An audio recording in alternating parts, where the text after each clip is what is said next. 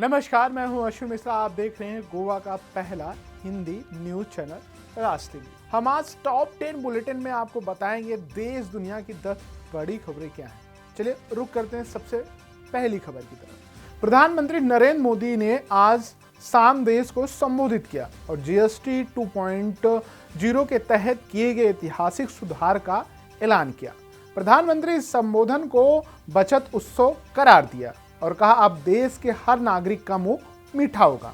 उन्होंने स्पष्ट किया कि नए जीएसटी रिफॉर्म से रोजगार की चीजें या तो टैक्स फ्री होगी या सिर्फ 5% के स्लैब में आएगी, जिससे आम आदमी की जेब पर बोझ कम होगा। प्रधानमंत्री ने कहा कि पहले लोग टैक्स के जंजाल में उलझे हुए थे, लेकिन अब वन नेशन वन टैक्स का सपना साकार हुआ। उन्होंने इसे आत्मनिर्भर भारत की दिशा में एक बड़ा कदम बताया। कहा कि जीएसटी सुधार सिर्फ करों में कटौती नहीं, बल्कि देश की आर्थिक वृद्धि, निवेश, आकर्षण और हर राज्य को समान अवसर देने का माध्यम भी है। पीएम मोदी ने व्यापारियों को खास कर एमएसएमई सेक्टर के कारोबारियों से उम्मीद जताई कि वो देश की आर्थिक प्रगति में सक्रिय भूमिका निभाएंगे। प्रधानमंत्री ने अपने संबोधन में देशवासियों से स्वदेशी अपनाने की अपील की और कहा, गर्व से कहो, मैं स्वदेशी खरीदता हूं। स्वदेशी अपनाने से न केवल हमारी अर्थव्यवस्था मजबूत होगी, बल्कि देश की आत्मनिर्भरता और सांस्कृतिक गौरव भी बढ़ेगा। उन्होंने स्पष्ट किया कि हर घर स्वदेशी का प्रतीक बने और विदेशी चीजों पर निर्भरता कम हो। पीएम मोदी ने जीएसटी रिफॉर्म के पीछे केंद्र और राज्य सरकारों के प्रयास की सराहना की और बताया कि सभी राज्यों की सहमति और शंकाओं का समाधान करके यह सुधार संभव हुआ। उन्होंने कहा, यह सुधार नेक्स्ट जनरेशन के लिए तैयार किया गया है और यह व्यापार को आसान बनाने, निवेश आकर्षण करने और देश की समग्र प्रगति को गति देने वाला कदम है। प्रधानमंत्री ने अपने 19 मिनट के संबोधन में देश के हर नागरिक से अपील की कि वो अपने दैनिक जीवन में भारतीय उत्पादकों को प्राथमिकता दी और स्वदेशी अपनाकर देश की तरक्की में योगदान दे। उन्होंने जीएसटी 2.0 को न केवल हर सुधार, बल्कि देश की आर्थिक स्वतंत्रता और विकास की दिशा में एक ऐतिहासिक कदम करार दिया है। बढ़ते हैं अगली खबर की तरफ। प्रधानमंत्री नरेंद्र मोदी के 75वें जन्मदिन पर भारतीय जनता युवा मोर्चा ने पूरे देश में एक अनोखी पहल की। युवाओं में ऊर्जा, जोश, नशा मुक्त भारत का संदेश देने के लिए 75 स्थानों पर 5 किलोमीटर की लंबी मैराथन दौड़ आयोजित की गई। खास बात यह रही कि इस ऐतिहासिक आयोजन में 10 लाख से अधिक युवाओं ने हिस्सा लिया। ये दौड़ वर्ल्ड रिकॉर्ड के रूप में दर्ज हो गई। गोवा में दौड़ बिचौली में आयोजित हुई। यहाँ सुबह से युवाओं का उत्साह देखने लायक था। 3000 से अधिक प्रतिभागियों ने इसमें हिस्सा लिया। सिर्फ युवा ही नहीं, बल्कि छोटे बच्चों से लेकर बुजुर्ग तक इन दौड़ में कदम से कदम मिलाया। समाज के हर वर्ग से भागीदारी देखने को मिली। दिव्यांगों ने भी अपने हौसले और जज्बे से सबका मन जीत लिया। इस अवसर पर गोवा भारतीय जनता पार्टी के प्रदेश अध्यक्ष दामू नाइक ने कहा कि देश को नशा मुक्त बनाने की दिशा में ये दौड़ एक महत्वपूर्ण संदेश लेकर आया। उन्होंने स्पष्ट कहा कि युवाओं को इस लड़ाई में सबसे आगे खड़ा होना होगा, तभी समाज में नशा मुक्त की बुराई को मिटाया जा सकेगा। वहीं बीजेपी के माए विधानसभा क्षेत्र के विधायक प्रेमेंद्र सेठ ने भी इस मैराथन में भाग लिया और इसे पूरी तरह सफलतापूर्वक पूरा किया। कार्यक्रम के दौरान देशभक्ति गीतों और नारों ने माहौल को और ऊर्जावान बना दिया। प्रतिभागियों ने प्रधानमंत्री नरेंद्र मोदी के स्वास्थ्य दीर्घायु की कामना करते हुए कदम बढ़ाया। इस मैराथन को लेकर लोगों में इतना उत्साह था कि सुबह से बिचौली की सड़कों पर भीड़ उमड़ गई। कुल मिलाकर आयोजन केवल एक खेल प्रतियोगिता नहीं, बल्कि समाज में एकता, जागरूकता और सकारात्मक का प्रतीक बन गया। युवाओं ने साबित कर दिया, जब लक्ष्य नशा मुक्त भारत बनाने का हो तो देश की नई पीढ़ी पीछे नहीं रहती। बिहार की राजनीति में इन दिनों चुनावी सरगर्मियां चरम पे हैं। इसी बीच मुख्यमंत्री नीतीश कुमार ने महादलितों, वंचित वर्गों के लिए बड़ा ऐलान किया। इसे चुनावी दावा कहा जा रहा है या विकास का विजन, ये तो वक्त तय करेगा। लेकिन इतना साफ है कि नीतीश कुमार ने सीधा संदेश दिया है कि वो न्याय के साथ विकास के अपने फॉर्मूले पे अडिग हैं। बिहार महादलित विकास मिशन के तहत सरकार ने विकास मित्रों और शिक्षा सेवकों के लिए डिजिटल संसाधन और भत्तों में बढ़ोतरी का ऐलान किया। हर विकास मित्र को टैबलेट खरीदने के लिए 25,000 रुपए की राशि मिलेगी, ताकि वो सरकारी योजनाओं का डेटा, लाभार्थियों की जानकारी डिजिटल रूप से दर्ज कर सके। यही नहीं, उनका परिवहन भत्ता 1,900 रुपए से बढ़ाकर 2,500 रुपए और स्टेशनरी भत्ता 900 से बढ़ा के 1,500 रुपए कर दिया गया। सरकार का दावा है कि इससे योजनाओं को जमीनी स्तर तक पहुंचाने में आसानी होगी। इतना नहीं, शिक्षा सेवकों को भी स्मार्टफोन खरीदने के लिए 10-10 हज़ार रुपये दिए जाएंगे। साथ ही शिक्षण सामग्री के लिए मिलने वाली राशि 3,405 रुपये से बढ़कर 6,000 रुपये कर दी गई।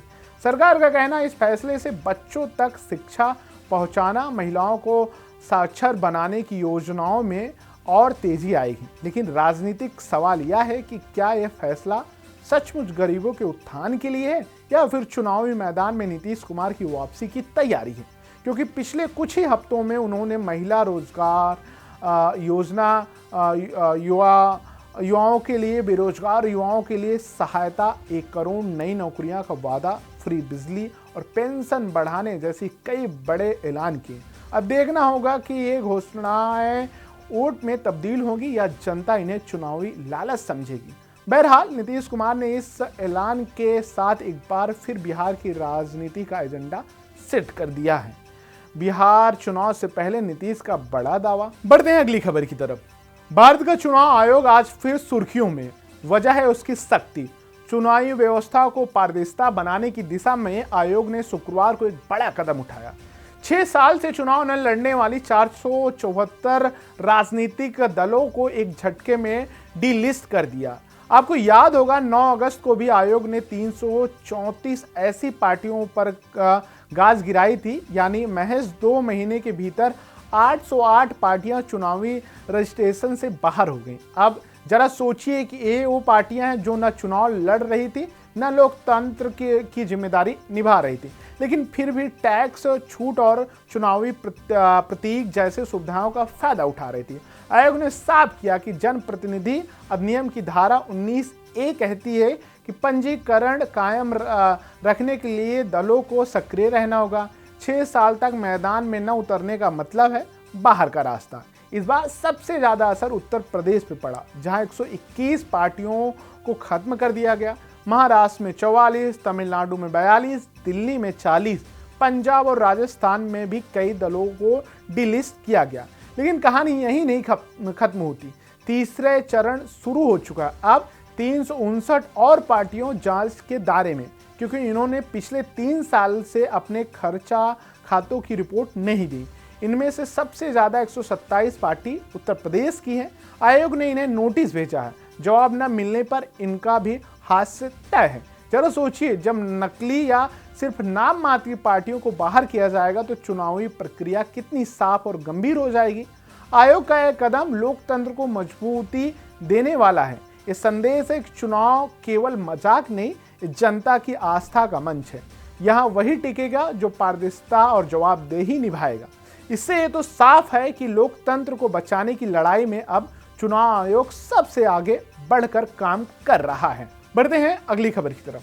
गोवा कांग्रेस ने आगामी चुनावी तैयारी को लेकर बूथ स्तर पर अपनी मजबूती बढ़ाने की दिशा में बड़ा कदम उठाया।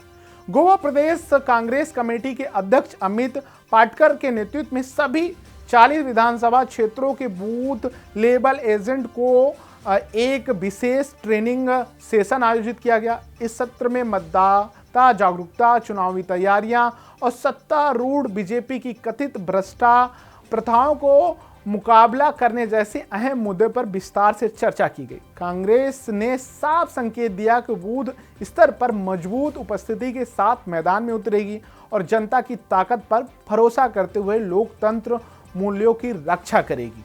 आज कांग्रेस पार्टी ने हमने हमारे जो जितने 40 कॉन्स्टिट्यूएंसी की जो ब्लॉक प्रेसिडेंट है उनके साथ PNA 1 जो इलेक्शन कमीशन ऑफ इंडिया के नए नोटिफिकेशन के हिसाब से BLA 1 विल अपॉइंट BLA 2। तो ये सारे BLA 1 के साथ हमने आज ट्रेनिंग सेशन लिया है, इंटरेक्शन सेशन था। मंडे से इलेक्शन कमीशन ऑफ इंडिया उनको ट्रेनिंग सेशन चालू कर रही है।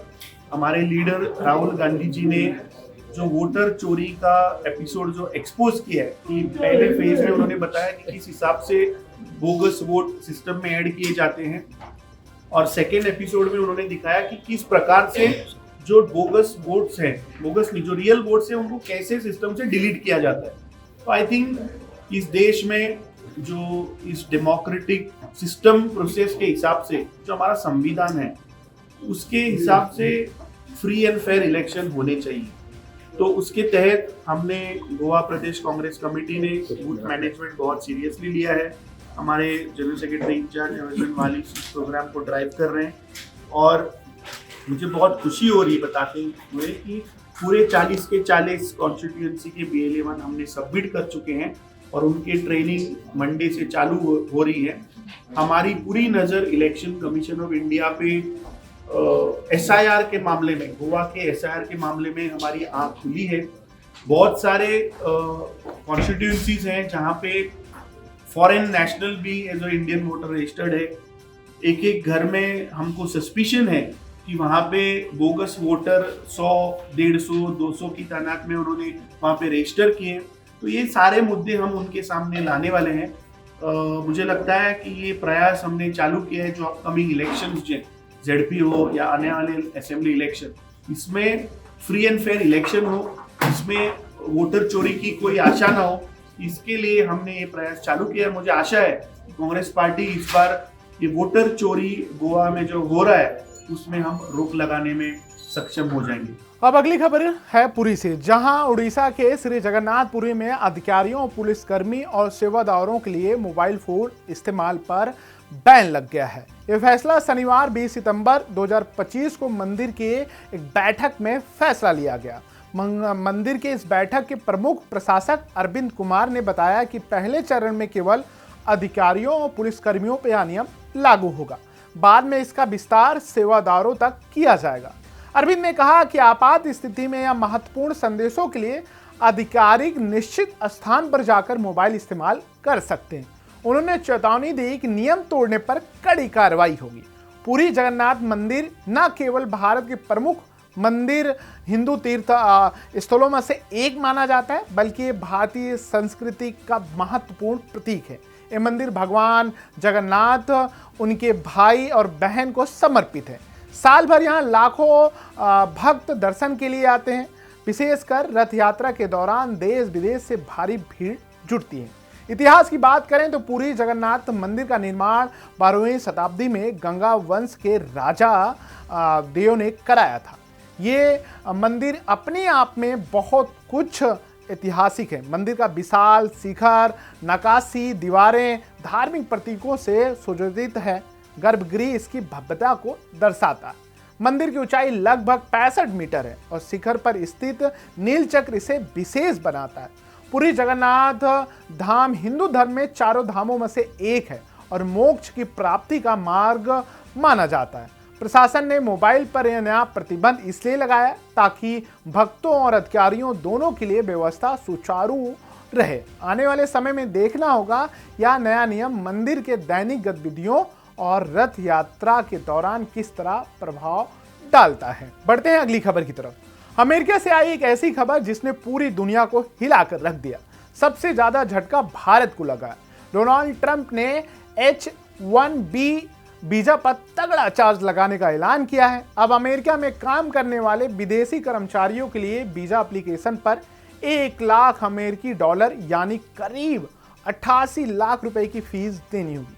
सोचिए, जहां पहले कंपनियों के लिए टैलेंट हायर करना आसान था, वहीं अब यह फैसला भारतीय प्रोफेशनल के लिए बड़ा संकट लेके आया, क्योंकि अमेरिका में H-1B वीजा धारकों का 70% से ज़्यादा हिस्सा भारतीय है। इन्फोसिस, TCS से लेकर गूगल, अमेजॉन, माइक्रोसॉफ्टवेयर जैसी कंपनियों में हजारों लाखों भारतीय कर्मचारी काम कर रहे हैं। लेकिन ट्रंप का नया नियम इन सभी पर गाज बनकर टूटेगा। हालात ऐसे बने कि एयरपोर्ट्स पर अफरा तफरी मच गई। डर और अनिश्चितताओं के बीच कई यात्रियों ने अमेरिका की फ्लाइट छोड़ दी। न्यूयॉर्क जाने वाली फ्लाइट का किराया अचानक दुगना हो गया। व्हाइट हाउस की सफाई आई कि ये चीजें हर साल का नहीं है, बल्कि नए आवेदनों पर वन टाइम लगेगा। लेकिन इसके बावजूद आईटी सेक्टर में हड़कंप मचा हुआ। भारतीय कंपनियों कर्मचारियों को भारी लॉस का डर है। इसमें साफ इसमें इसके जानकार मान रहे हैं आने वाले समय में प्रोजेक्ट बिजनेस पे बड़ा असर पड़ेगा। अब सवाल यह है कि भारत और अमेरिका के बीच रिश्ते किस दिशा में जाएंगे, क्योंकि अमेरिका पहले ही भारतीय वस्तुओं पर 50% टैरिफ लगा चुका है। ऐसे में प्रधानमंत्री नरेंद्र मोदी और फाइनेंस मिनिस्टर पीयूष गोयल की अमेरिकी यात्रा बेहद अहम हो जा रही है। गोयल इस मुद्दे को लेकर अमेरिका के साथ व्यापार वार्ता में उठाएंगे। भारत और अमेरिका ने 2030 तक व्यापार को दुगना करने का लक्ष्य रखा है, लेकिन ट्रंप के इस फैसले ने रास्ता मुश्किल बना दिया, क्योंकि भारतीय प्रोफेशनल का अमेरिकी सपना अब महंगा पड़ जाएगा। और क्या ट्रंप का एक कदम भारत अमेरिका की साझेदारी में दरार पैदा कर देगा? फिलहाल इन जवाबों को लेकर सबके मन में संशय बना हुआ है। बढ़ते हैं अगली खबर की तरफ। सूडान से एक बेहद गंभीर दर्दनाक घटना की जानकारी सामने आई है। उत्तरी दाराफुर की राजधानी अल फसर में शुक्रवार तड़के एक मस्जिद में ड्रोन से हमला किया गया, जिसमें 43 नागरिकों की मौत होगी। ये हमला नमाज अदा कर रहे निहत्थे लोगों पर हुआ। सूडान डॉक्टर्स नेटवर्क ने इसे निहत्थे नागरिकों के खिलाफ अपराध करार दिया। इसे अंतर्राष्ट्रीय कानून मानवीय मूल्यों की घोर अपेक्षा बताया गया कि इस हमले में बुजुर्ग बच्चे भी मारे गए। सोशल मीडिया पर इस हमले की एक वीडियो वायरल हो रही है, जिसमें मस्जिद के मलबे में तब्दील हिस्से और बिखरे हुए शव नजर आ रहे हैं। ये हमला उस समय हुआ जब सूडान सेना और अर्धसैनिक संगठन रैपिड सपोर्ट फोर्स के बीच अल फसर में लगातार लड़ाई जारी है। अप्रैल 2023 से शुरू हुए इस संघर्ष ने धीरे धीरे पूरे देश को गृह युद्ध में बदल दिया। विश्व स्वास्थ्य संगठन के अनुसार इस गृह युद्ध में अब तक 40,000 से ज़्यादा अधिक लोग मारे जा चुके हैं और लगभग 1.2 करोड़ से अधिक लोग अपने घर छोड़ चुके हैं। कई लोग अकाल और गंभीर खाद्य संकट का सामना कर रहे हैं। इस घटना ने अंतर्राष्ट्रीय समुदाय की चिंता बढ़ा दी है। मानव अधिकार संगठन संयुक्त राष्ट्र के अधिकारी लगातार संघर्ष दलों से अपील कर रहे हैं कि नागरिकों की सुरक्षा सुनिश्चित करें और मस्जिद जैसे धार्मिक स्थलों पर किसी भी प्रकार का हमला बंद करें। देश के भीतर बाहर इस हमले की निंदा की जा रही, लेकिन स्थिति बेहद नाजुक है और इसमें कई तरीके की घटनाएं सामने आ रही। आम नागरिकों की सुरक्षा अब भी खतरे में है। अब बढ़ते हैं अगली खबर की तरफ। अब हम आपको बता रहे हैं यूरोप के सबसे व्यस्त हवाई अड्डे पर बड़े साइबर हमले की पूरी कहानी। शनिवार को लंदन के, बेल्जियम का और जर्मनी का बर्लिन एयरपोर्ट तकनीकी हमले का शिकार हुआ।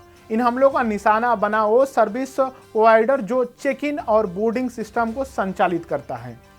इस साइबर अटैक के चलते हजारों यात्री परेशान हैं। कई उड़ानें रद्द करनी पड़ी, फ्लाइट ऑपरेशन में देरी हुई और एयरपोर्ट ने इस तकनीकी समस्या बताया। वहीं बर्लिन हवाई अड्डों के अधिकारियों ने बताया कि सिस्टम से कनेक्शन काटना पड़ा, जिससे केवल मैनुअल चेक इन और बोर्डिंग ही संभव हो पाई। यात्रियों को सलाह दी गई अपने फ्लाइट स्टेटस की जांच पहले से कर लें। हमले की जड़ अमेरिका कंपनी के सॉफ्टवेयर में पाई गई साइबर समस्या बताई जा रही। एक कंपनी यात्रियों की खुद चेक इन और बैग टैग और बोर्डिंग पास की सुविधाएं देती है। कंपनी ने कहा कि समस्या केवल इलेक्ट्रॉनिक चेक इन और बैग जमा करने पर असर डाल रही है, जबकि मैनुअली तरीके से यह मुश्किल काम किया जा सकता है। अगर बात करें इस तकनीकी समस्या के कारण यूरोप के प्रमुख हवाई अड्डों पर शनिवार सुबह 4 बजे से लेकर रविवार 2 बजे तक उड़ानों की संख्या आधी कर दी गई। इसमें 140 से अधिक उड़ानें प्रभावित हुई, जबकि अगर बात करें बर्लिन में तो 62 उड़ानें देरी से चली। वहीं डबलिन एयरपोर्ट के टर्मिनल 2 को भी सुरक्षा कारणों से खाली कराया गया। इस हमले ने एक बार फिर से दिखाया कि बेसिक हवाई यात्रा पूरी तरह डिजिटल सिस्टम पर निर्भर हो गई है। एक छोटे से तकनीक अपडेट और साइबर अटैक के कारण यात्री और एयरलाइंस दोनों ही बुरी तरीके से प्रभावित हो गए। यूरोप की एयरलाइंस ने यात्रियों से खेद जताया और स्थिति को समान करने में लगी हुई। यूरोप के हवाई अड्डों पर साइबर सुरक्षा अब सबसे बड़ी चिंता बनती जा रही है। एक घटना दुनिया भर के एयरपोर्ट ऑपरेटरों के लिए एक चेतावनी साबित हो रही है। हम इस हमले की आगे की खबरों को और जांच रिपोर्ट के साथ आप तक अपडेट करेंगे। बढ़ते हैं अगली खबर की तरफ। क्रिकेट का महासंग्राम एक बार फिर से शुरू होने जा रहा है और इस बार मैदान पे उतरेगी एशिया की दो सबसे बड़ी टीमें, भारत और पाकिस्तान। एशिया कप 2025 को ये सुपर 4 का मुकाबला किसी साधारण खेल से कम नहीं बल्कि एक जंग है, जहां हर चौके छक्के और हर विकेट पर करोड़ों दिलों की धड़कनों को तेज कर देगा। ग्रुप स्टेज में भिड़ंत हो चुकी है भारत पाकिस्तान की, लेकिन अब बात अलग है। अब दावा बड़ा है। सुपर 4 की इस जंग को जीतने वाली टीम सीधे फाइनल के लिए टिकट पक्की कर लेगी। यानी हर जीत हार तय करेगी किसका सफर आगे बढ़ेगा और किसकी राहें यहीं थम जाएंगी। पाकिस्तान की टीम अपनी पिछले मुकाबले से सबक लेकर उतरेगी। उनकी बल्लेबाजी दबाव में लड़खड़ा गई थी, अब उन्हें हर हाल में अपनी बैटिंग लाइनअप को संभालना होगा। वहीं गेंदबाजी भी सबकी उन पे नजरें होंगी, क्योंकि भारतीय बल्लेबाजों को रोकना आसान काम नहीं। दूसरी ओर भारतीय टीम जोश आत्मविश्वास से भरी है। कप्तान खिलाड़ी जानते हैं कि ओमान के खिलाफ किए गए प्रयोग अब यहाँ काम नहीं आएगा। उन्होंने अपनी लय बरकरार रखनी होगी और वो आक्रामक अंदाज खेल में दिखाएंगे। इसके लिए टीम इंडिया के कमाल के अगर बात करें खिलाड़ी, गिल, अभिषेक शर्मा जैसे, इन पे बहुत कुछ डिपेंडेंसी रहने वाली, खास करके बुमराह पे और कुलदीप यादव के पे निगाहें टिकी। ये सब पाकिस्तान के लिए एक सिरदर्द साबित हो सकता है। इस बुलेटिन में इतना ही। बाकी खबरों के लिए आप देखते रहें राज टीवी।